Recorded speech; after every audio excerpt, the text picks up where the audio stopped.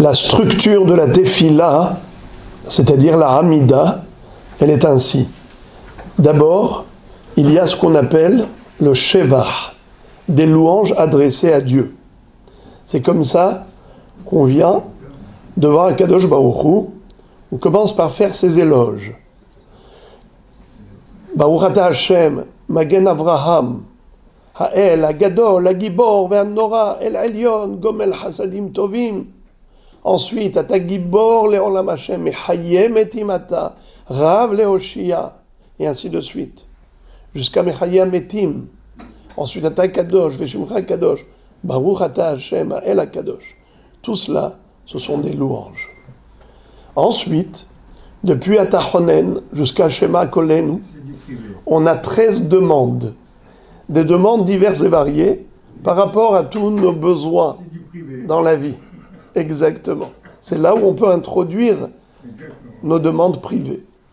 Et ensuite, on demande à Akadosh Baruch Hu, dans Retse, on demande à Mahazir Shechinato Letzion, que Dieu nous donne l'occasion de le servir dans le Beth Amikdash, d'offrir des sacrifices, puisqu'on sait que les prières de Shacharit, Mincha et Arvit, ça correspond aux korbanot.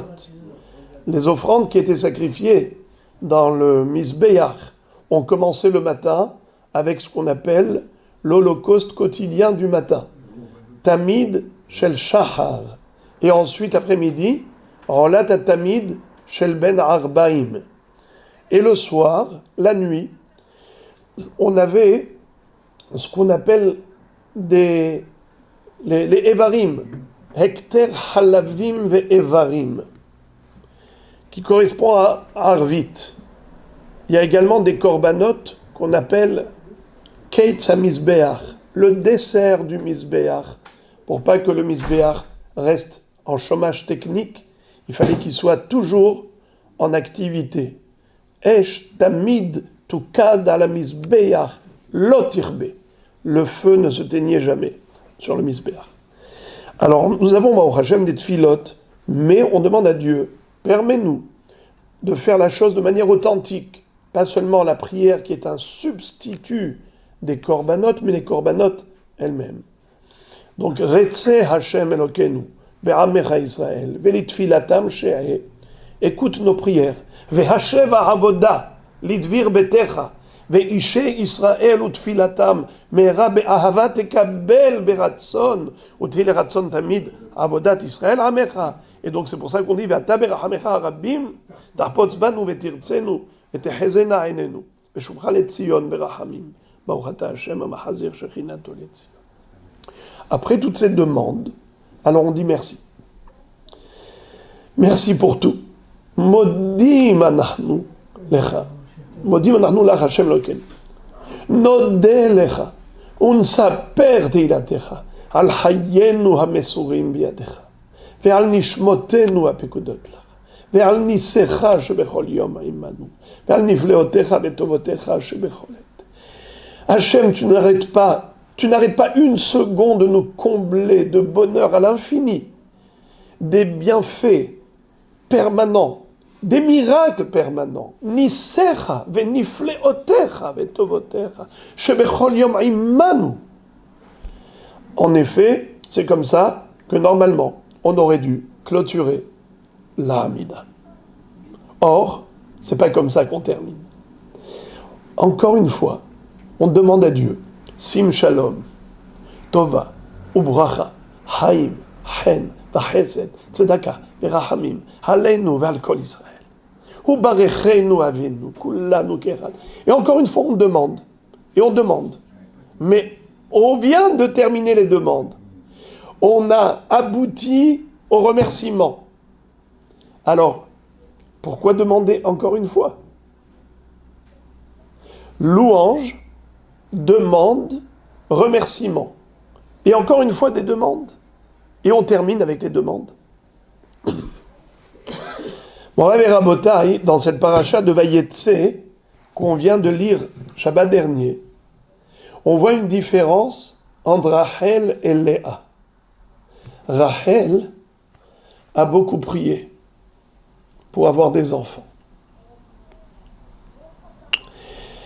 Quand elle a eu un fils, Yosef, son premier fils, elle l'a appelé Yosef. Elle va dire comme ça. Asaf Elokim et Herpati. Vatikra et Shemo Yosef les morts. Yosef Hashem li ben Acher. Dieu m'a sauvé l'honneur. Ma sœur avait plusieurs enfants. Même les servantes, Bilha et Zilpa, chacune en avait 2. Moi, rien. Quelle honte. Yaakov a travaillé 14 ans pour moi, pour m'épouser. J'étais la principale épouse. Et pourtant, je ne lui ai pas donné d'enfant. Et enfin, elle a son premier-né, Yosef. Mais elle ne va pas l'appeler Asaph, elle va l'appeler Yosef. Pourtant, elle a commencé par dire Asaph Elokim et Herpati. Dieu a ramassé ma honte pour pas que je sois couverte de honte, d'humiliation. Alors il m'a donné un enfant. Asaph Elokim et Herpati. Mais elle va dire Yosef Hashem li ben Acher. Je sais que Jacob doit en avoir 12. Il en a déjà 11. Je veux que ce soit moi le 12e. Et voilà qu'elle a eu Binyamin. Binyamin le 12e. Alors, ce qui est très intéressant, c'est qu'elle n'a pas appelé Yosef Asaph. Elle a appelé Yosef. Asaph, c'est le passé. Yosef, c'est pour le futur.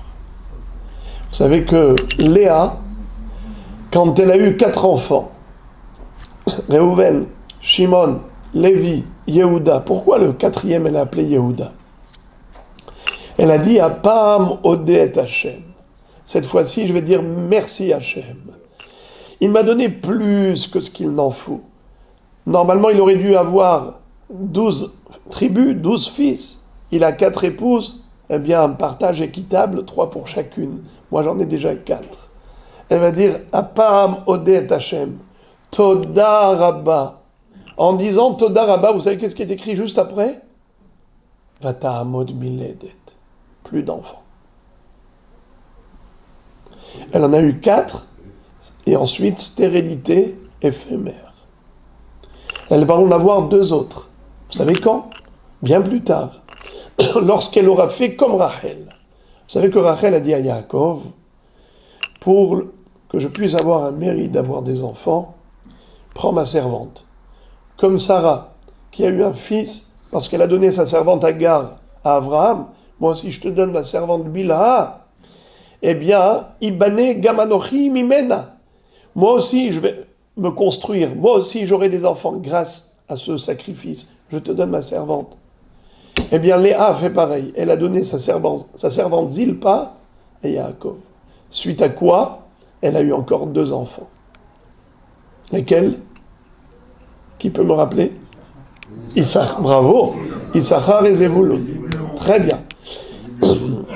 Rachel en a eu 2, Yosef et Binyamin. Bilha, Dan et Naphtali. Zilpa, Gad et Asher. Et elle, Réhouven, Shimon, Lévi, Yehuda, Issachar et Zevulun. Mais la question, pourquoi entre Yehuda et Issachar, stop? Il y a eu une halte. Il y a eu, du coup, une stérilité. Il a fallu ce subterfuge, cette astuce de donner Zilpa à Yaakov pour déclencher un mérite supplémentaire pour avoir encore 2 enfants. Mais pourquoi ça s'est arrêté? Réponse. Elle a dit merci. Elle n'a pas dit encore. Elle a dit Hapam Odet Hashem. Toda Rabba. Vata'amod miledet. Ça y est, il n'y a plus. La Gemara nous enseigne dans Masachet Brachot, page 54, qu'un homme doit toujours remercier pour le passé et toujours demander pour le futur. On est toujours entre le remerciement et la demande. Le remerciement et la demande. C'est pour cela que la structure de la tefila, elle est comme ça. Louange, demande, remerciement, demande à nouveau. On termine avec la demande. Sim shalom tova ubracha. On ne s'arrête pas juste comme Léa, Yehuda, Toda, pour ne pas que Vataramod Minedet. Et en effet, je vais terminer avec ce mot en disant qu'en fait, Dieu nous a créés avec des besoins. Pourquoi? On a toujours des besoins pour prier. Adam, l'être humain, est là pour prier Hachem tout le temps. C'est pour ça qu'Akadosh Baruch Hu nous a créé des besoins. Les gens pensent que la prière, c'est un moyen de solutionner les problèmes. C'est juste le contraire. Les problèmes sont là pour déclencher la prière. Et en fait, l'objectif, c'est d'être rattaché à Dieu via la tefila. Regardez quelque chose d'extraordinaire. Comment on écrit Adam, Aleph, Dalet, Mem. Comment on écrit Aleph? Aleph, Lamed, P. Aleph. Dalet, Dalet, Lamed, Tav. Mem, Mem, Mem. C'est-à-dire, dans chaque lettre, il y a la partie dévoilée et la partie cachée de la lettre. Par exemple, dans Aleph, c'est quoi la partie dévoilée? C'est le Aleph lui-même. La partie cachée, Lamed et P. Dalet, c'est le Dalet qui est dévoilé. Le Lamed et le Tav, c'est caché. Mem, Mem. Quelles sont les lettres cachées de Adam? Allez, dites-moi. Hein? On a Adam, c'est la partie dévoilée. Aleph, Dalet, Mem. Mais les lettres cachées de Adam, ça nous donne, vous savez quoi? Incroyable. Mitpallel. Mem, Mem. Dalet, Talet, Tav, Lamed. Adam, Lamed, P. Prenez toutes ces lettres, ça vous donne Mitpallel. Un être humain, c'est quoi sa réalité humaine? C'est quoi la vie d'un homme? C'est de prier. Car Dieu nous a créés justement avec ses besoins pour qu'on soit toujours en contact avec lui et qu'on soit toujours là à lui demander « Hachem, j'ai besoin, donne-moi. Hachem, j'ai besoin de toi. Donne-moi la santé, donne-moi la vie, donne-moi la joie, donne-moi la santé des miens, que la réussite, et ainsi de suite. » Tout cela, c'est pour qu'on soit dans la tefila, dans la petila. Petila et tefila, c'est les mêmes lettres. Petila, c'est une mèche. Tefila, c'est la prière. Une petila, c'est qu'on attache plusieurs fibres pour créer un fil. Quand on attache, ça s'appelle petila. Comme les pétilim dans le talit, pétilim. C'est quoi la tefila? C'est qu'on est mitraber à Kadosh Baruch Hu. On se relie à Dieu. Voilà l'objectif de la tefila. Kadosh Baruch Hu nous a donné des occasions quotidiennes au travers de la tefila pour nous qui est régulière, rythmée. Mais en plus de cela, c'est que toute la journée, on peut prier à chaque chose, par rapport à chaque besoin, demander à Akadosh Baruch Hu la réussite. Que Akadosh Baruch Hu nous accorde en permanence la réussite et le bonheur qu'il y a.